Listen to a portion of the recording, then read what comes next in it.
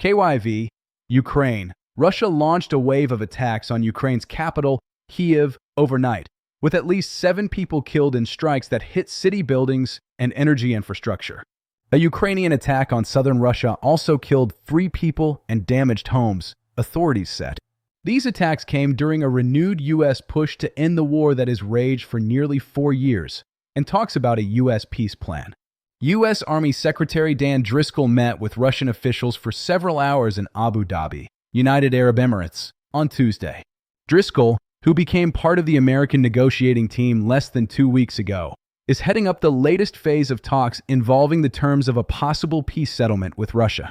A U.S. official, speaking anonymously, noted that the Ukrainians were aware of the meeting and all sides have indicated they wanted to reach a deal to halt the fighting as quickly as possible. Alexander Bevs, one of the Ukrainian delegates at Sunday's talks in Geneva, said the proposed settlement was reduced, but denied reports that the 28-point U.S. peace plan now consisted of 19 points. Bevs added that some points relating solely to relations between Russia and the U.S. were excluded, and the document is going to continue to change for editing purposes.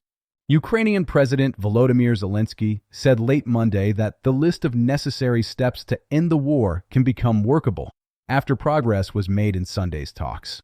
He planned to discuss sensitive, outstanding issues with U.S. President Donald Trump, with senior advisor Rustem Umerov posting on X that Zelenskyy hoped to finalize a deal with Trump at the earliest suitable date in November.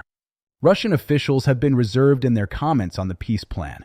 Russian Foreign Minister Sergei Lavrov said Tuesday that Moscow is in touch with U.S. officials about peace efforts.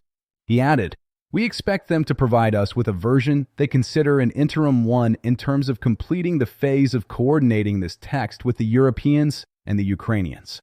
European leaders have cautioned that the road to peace will be long. Russia fired 22 missiles of various types and more than 460 drones at Ukraine overnight, Zelenskyy wrote on Telegram. The strikes knocked out water, electricity, and heat in parts of Kyiv. Images showed a large fire spreading in a 9-story residential building in Kyiv's eastern Dniprovsky district. Mayor Vitaly Klitschko said 20 people were wounded in Kyiv. The Russian Defense Ministry said that it targeted military-industrial facilities and energy assets.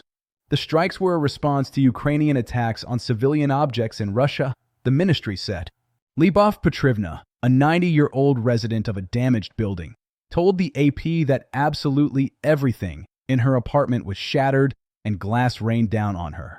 Petrivna said that she didn't believe in the peace plan now under discussion, stating Russian President Vladimir Putin won't stop until he finishes us off. In a subsequent attack wave, 4 people were killed and 3 were wounded in a strike on a non-residential building in Kyiv's western Svято-Shinai district.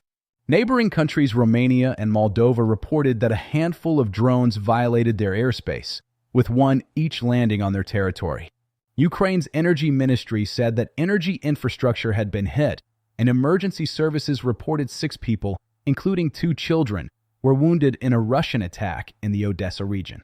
A Ukrainian drone attack on Russia's southern Rostov region overnight killed 3 people and wounded 8 others in Taganrog, not far from the border. Another Ukrainian drone attack on Russia's southern region of Krasnodar was one of the longest and most massive, and wounded 6 people.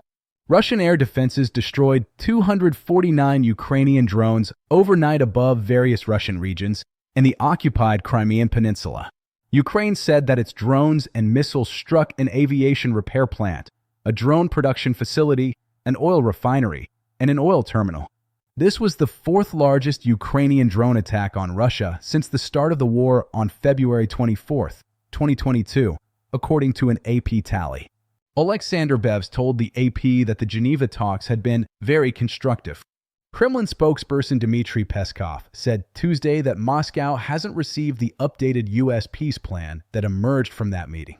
French President Emmanuel Macron said that the American plan for Ukraine goes in the right direction, but also cautioned it mustn't be a capitulation that enables Russia to later renew hostilities. Macron emphasized robust security guarantees for Ukraine and, more widely, for Europe ahead of a video conference with France, the UK, and others to discuss policing a potential ceasefire. The road to peace is described as long by European leaders, with Zelensky's recent posts highlighting coordination with allies on peace efforts, stressing Ukraine's and Europe's security must involve them directly.